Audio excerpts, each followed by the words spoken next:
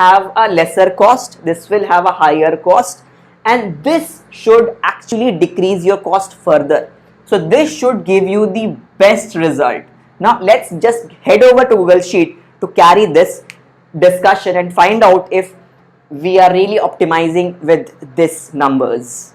Before we go to the Google Sheet for analysis, let's just take few more ideas from this calculation so that it becomes easier for us to proceed ahead. This part of the calculation, PB1, was the probability that we have selected someone and that person is not a proper fit, given that I am just using one round of interviews and whoever qualifies that interview is selected. So this is PB1.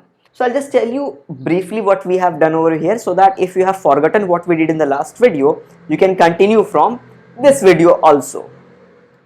This part over here, which comes over here, 0.3 times n times 0.91, is the number of people who could be selected from the not so proper fit. And similarly that goes over here in the denominator as well, and over here we just have the similar number for a proper fit. So probability of proper fit is 0.09. 0.9 is the probability that they will do well in interview, and n is the number of people I am calling for interviews. So if we cancel out the n's and then simplify a few things, this is what we get, right?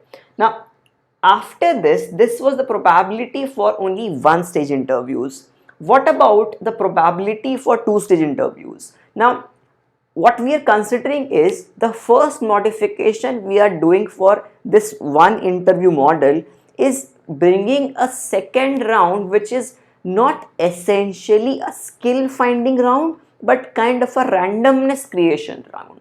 And if you recall, that randomness creation essentially is bringing a probability of 1/6. So everybody who clears the interview, or rather everybody who does well in the interview, has a 1/6 probability that will get selected, that they will get selected. So we just need to multiply 1/6 to the numerator over here and both the terms in the denominator to get the PB2 when we resort to two-stage interviews, where the second stage is not really an interview but kind of a sorting process. So we can just say PB SR to denote sorting, or R to denote randomness. So if I just replace 1 with R, I'll get the same number. Why? Let's look at that. So let's replace 1 with R. So PBR becomes your probability that you have selected a candidate who is not so proper fit, and you have introduced a randomness after the interview. So that will be multiplying 1/6 over here and then multiplying a 1/6 over here and same 1/6 over here. So in effect you can just cancel out the 1/6, so we'll ultimately get the same number. So you can say PBR is equal to PB1. So no matter you do the sorting or not, the probability of selecting a not so proper fit candidate remains the same. Now this is kind of counterintuitive, but if you give it a bit of sense, you will understand what's happening over here. The reason is you are increasing the barrier for both the types of candidates, the not so proper fit as well as the proper fit candidate. So in effect, you are not really improving your chances to get a proper fit, rather you're just making it difficult for a not so proper fit to clear the interview rounds. So what it might happen is that in a lot of cases, when you just have to hire 1 or 2 candidates, you might have a good outcome. But in a lot of cases, when you have to hire more than 10 candidates for particular kind of a job, invariably or so, you will incur a lot of bad cost because of inappropriate hiring decision. So this two stage is essentially not helping you when you are resorting to a random sort of selection in which you are not tracking any skill in the second stage, just picking out random people by looking at some kind of signaling effect from their education or certifications or the way they speak. So I would say that you need to increase your second stage, rather you need to change your second stage to some kind of a skill finding stage. It could be of an easier interview, it could be an HR interview. An interview, basically you have to design this interview such as the proper fit can be hired with a greater probability than a not so proper fit. Now, why the probability would increase, you may ask that. The reason here is that there are various aspects going around, that when a candidate is a not so proper fit, it might happen that in the first interview, if you make it a kind of an HR interview or some kind of a non-core technical interview, the candidate might come across as someone who knows well. Now, these are my assumptions from here onwards, and you are free to change your assumptions and tweak the model, because the model is pretty flexible with your manipulations. So what I was saying is that when you have a first round which is a not so core technical round, the interview process could be really a very random process. But once you have found out that these people have qualified the basic technical requirements, then the second round becomes easier. Now what you can do is you can have an HR sort of a round in which you don't have to get an HR person to interview that candidate, but some senior person, so that the senior person can identify the big picture of that personality, and that big picture has to do something related to the core skills only. And the senior person essentially might not be able to understand that skill requirement at the initial stage, because at the initial stage it may happen that a lot of people who have the big picture view but do not know the core technical aspects might clear that round.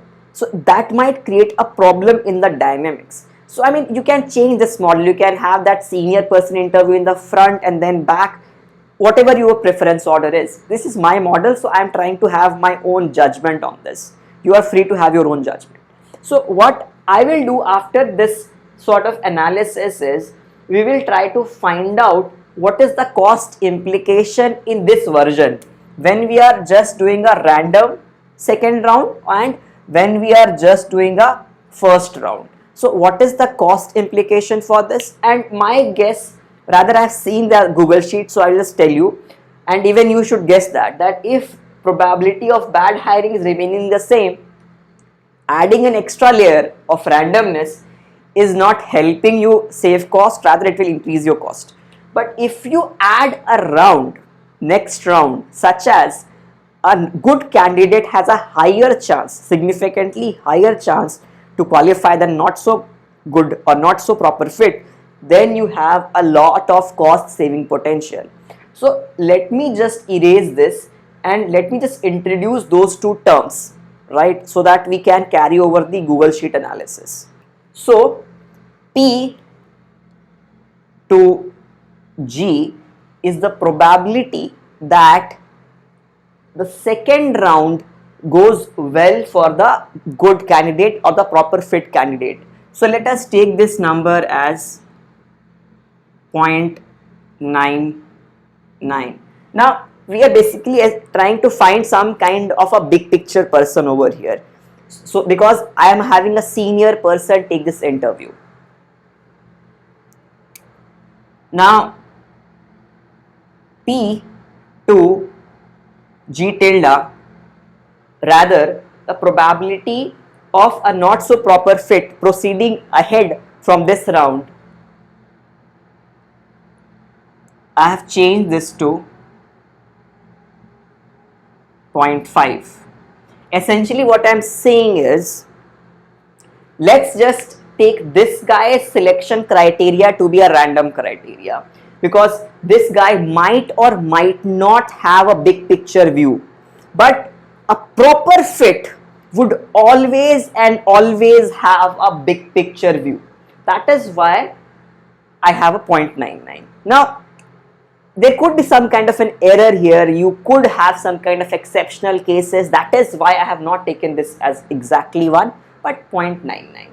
So we will proceed ahead with these numbers. That probability of going ahead from that big picture round for a proper fit is 0.99 and the similar number for a not so proper fit is 0.5. So we will be using this to calculate our PB2, because we already know that PB1 is equal to PBR, where 1 denotes only one interview and R denotes a random sorting post the first interview, and this 2 denotes this top level interview or a senior person interview post the first interview. And as per expectation, if you take these 2 interview processes, this will have a lesser cost, this will have a higher cost, and this should actually decrease your cost further. So this should give you the best result. Now let's just head over to Google Sheet to carry this discussion and find out if we are really optimizing with these numbers. This is the first version of our analysis. In this sheet, we have mentioned that it's V1.0, which means I'm only worrying about the B1 and BR part. So B1 meaning that I'm using only one interview, BR meaning I'm using one interview plus a random sorting type kind of a thing. So if you remember, 74.1 was the number we got for the number of candidates we need to call for interviews. But this is not really the exact number of candidates. This is more like what number of people we should have so that we get at least one, rather not at least but one, we get one good candidate, rather one correct fit selected. So this really is not the number of candidates we will call for interviews. This is a very high number. If we just need one candidate, we will be changing this calculation to reflect the actual number of candidates we need to call. So that we need to do using cost benefit analysis, which is in the second sheet. If you do the cost benefit analysis, as I have mentioned that there's a cost of calling one candidate for interview, let that be small h, which I have given to be 2000 over here. You can change the number because I'll attach this sheet anyway. Now the sheet won't be editable online. You could download it and edit it on your own. That would be easier for you. And next would be next would be cost of calling one candidate for an additional step post interview. Now you can have that number to be 100 or something, h bar or h small bar or whatever you could give this notation. Now there is an inappropriate hiring cost to employer, a net present value, because obviously an inappropriate hiring cost will be of recurring in nature. So we need to create a net present value for that. So after we take these costs into account, we need to find the number of candidates to call if all good interviewee were selected. So what does that mean? That means that, let us say I need to just select one candidate finally, which is in this sheet B10, number of hires required. So if you remember the calculation, what is the pool of candidates I will get from not so proper fit and proper fit? So if you get into the cell, if you have a proper fit, which means the probability is this 0.09, which is in the B1 cell of prior tab. So you just check over here, prior B1. Similarly, if you multiply this with prior B2, B2 is the probability that they will have a good interview. Now if you go forward, 1 minus prior B1 is the probability that they are not a proper fit, and prior B3 is the probability that they will qualify. So this essentially gives you the total probability that out of n number of candidates called for interview, what is the chance that they will get selected. So if you have to select, let's say 1, so 1 upon that will give you the number of candidates you need to call. Now this is kind of a unitary method, so essentially what we are doing all over here is this denominator thing over here, which I will just select now. If you multiply this with capital N, the number of candidates to call, this will give you the actual number of selections, which for us is prior B10. So you just multiply this highlighted thing with capital N and then put it equal to prior B10 or 1. So essentially that will be 1 upon this highlighted cell or prior B10 upon this highlighted cell. So that will give you 2.8. Now what about the cost for this structure? If you look at this cost, there's only one interview. So you need to just multiply B6, which is the number of candidates to be called, into B1, cost of calling one candidate for interview. And after that, there is a probability that they might not be a good fit, which we have calculated using PB1, if you remember the analysis from the board analysis rather. So that was 0.77. Essentially this is the same number which we have denoted as PB1, which is equal to PBR. PBR is below D4 and D3 is your PB1. So if you use PB1, you will get the cost of a bad hire, or rather not so proper hire. So this will be expected cost to employer, row number 11, expected cost to employer with only one interviews. Now obviously we need to compare. So what about if we had a second round, which is a random sorting sort of a round? Now we already know what we are supposed to do in that round. We have set our criteria 1 upon 6. So essentially we just need to have 6 times the number of candidates. So it's pretty simple, just multiply this number with 6. So I have done this over here, and just to have a bit of a sanity check, you can also do the same calculation using the lengthy method, which we have done over here. The same ideas, but what we will do is, in this denominator where we were trying to calculate the probability of selection from a pool, we'll have to update the terms with the step 2 probability of random selection, which is essentially in this tab B8. So you can see that over here I have used B8 over here, prior B8 and prior B8 to reflect the same. So you can either multiply it with 6 or directly, or have this kind of a proper calculation. So once you know these two numbers, your task becomes easier. You just have to make this calculation, expected cost to employer, with an additional step. So just check this calculation step, B8 into B1, because in the first stage you will interview all the 16.9 people. Then the problem here is, after this you need to find the number of people you will interview, right? And technically speaking, this number should be equal to 6, right? So I have not directly entered 6, I have used this prior tab and B8. So 1 upon B8 is 6. So you can just see that over here I have used 1 upon prior B8 into prior B10, that is kind of giving you the number of candidates you are hiring, and into B2. B2 is giving you the cost of having a second round. And what about this guy? Now this guy is your bad hiring cost. You get that? So if you do this math, you get this number. Now I'll just rephrase whatever I have said so it makes more sense.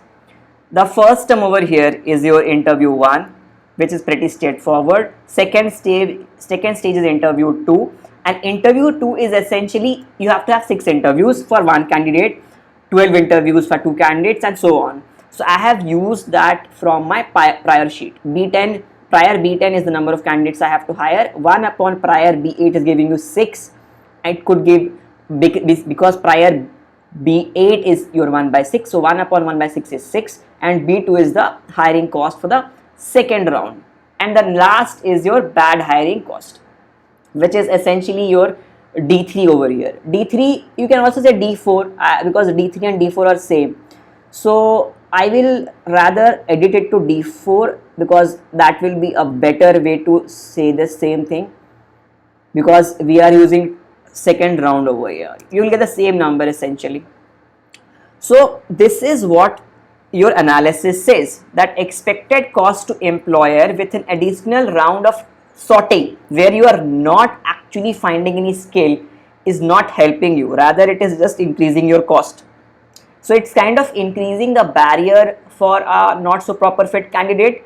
So you can use this when you have to select less candidates, but the moment you have to have more selections, you need to have a better second round. So let's try to do, if we can have some kind of a relationship or shock analysis for our this thing, that we have assumed that the probability of finding correct fit was 9% or 0.09. So in this relations tab, I have just changed the probability of fit from 9% onwards to, you can see it's still 50%, and obviously 50% is very high, just like a toss of a coin. Now if you do that similar calculation for all those numbers, you can get the savings in this cost savings thing. So you can see that the cost savings are all throughout negative. You can see this range I have calculated. The min is minus 17 and the max is minus 28,000. So obviously if you can even look at the graph, the number of candidates required if you have 2 rounds falls drastically from around 16 to 10. But if you just have 1 round, it isn't that steep decline, because essentially you are not having that 1 by 6 barrier which we are having in the second sorting round. But this barrier is not helping us in saving any cost. So this version of model, version 1.0, is not that great. So we need to modify this to reflect any cost savings. And one more thing, this row 12 is not really the number of candidates to call for interviews, rather this is kind of a criterion number, kind of an intermediate number. So I would rather rename this in a subsequent video if I analyze this model further. Now let's go to the real sheet, the PB2 and PB1 comparison. When we have a 1 interview and a 2 interview model, and the second interview we have a senior round, a technical interview, which is not really a core technical interview but a big picture technical interview. So in this you can see that these numbers have changed. Now why are these numbers different? Let's understand them first. Because I have changed few things over here. Earlier your probability of selection post a good interview was 1 by 6, same for both types of candidates, good or bad. But let me change that. Let me change that for a correct fit it should be as high as 0.99, and for a not so correct fit it should be 0.5. The reasoning is the same, that a correct fit can be identified post interview by a senior person, and a not so correct fit can also be identified from a senior person, but post a good interview. So this is the criteria or my assumption. You are free to have your own assumption and modify this model to have your own analysis, right? So if we have these numbers at E1 and E2, we just need to plug into our probability of bad fit, or essentially probability that we have selected a candidate who is not so proper fit. So the first number 0.77 won't change because it's a PB1 when we just have 1 interview, and these numbers E1 and E2 in cost benefit tab is for your second round. So for the second round we need to change these numbers. So remember we were using 1 by 6 or rather prior B8 in this cost benefit E2 thing and cost benefit E1 thing, right? So we have to change that, and once we change that we get 0.63, which means probability of an inappropriate fit or a bad fit becomes lesser, 0.63. So that would definitely help us in a bit of cost savings. Let's look at that. How? If you remember that this calculation and this calculation, okay, I have changed the number of candidates required. Let it be first 1. Once we do that, we can see that this number is essentially the same, 2.8, because the same calculation is done over here. But this number would change because now we will be using E1 and E2 rather than this number B8, because this is outdated. We are not using this methodology now. We are using this kind of an interview selection. So after using those numbers over here, we get a different number. Rather than having 16 something candidates in the earlier model, we just need 4.6. So definitely it will give you some kind of a cost savings, which is reflected over here, the same calculation. And if I just try to plot this, I will get savings in all throughout, and it's a constant bit of saving, almost constant, this orange line. Now let's just try to magnify this saving and let's see what is which we can save. Let's make it to 10 and then see what is the saving. So this is the savings graph when you are selecting 10 candidates, rather when you have to hire 10 people, and your probability of finding a right fit or a proper fit is increasing from 0.09 to 0.5 or 50%. So if you go from 9% to 50%, the cost saving goes up from 1373k or rather 1.3 million to 1.4 million. Roughly speaking, it's a gain of 2.28%, which is not that great in terms of percentage, but still it is a good in terms of overall numbers. So over here, if you just look at the response to shock also, over here the graphs are pretty flat, the cost graphs, the saving graphs, because more or less the percentage change is quite less. But the shock treatment for interview numbers is quite responsive, because when you are having 2 rounds, then obviously you are using a different kind of a barrier, a stricter barrier, and when you have 1 round, you have a lesser barrier. So definitely the 2 round will have more sort of a convexity, if I may say. So this kind of an analysis is something which I would like to continue going forward with this model. This model is not really complete, but most probably I will not be updating this model very soon, or maybe I could. But this is the part 3 of the model, and I hope that future parts also come which gives us more insight to this. Now I don't know when that part will come, next part to this model, but over here we will also do more mathematical modeling to real life scenarios. So if you like this kind of a content, do subscribe to the channel and don't forget to watch other videos available on this channel. Till then, bye bye.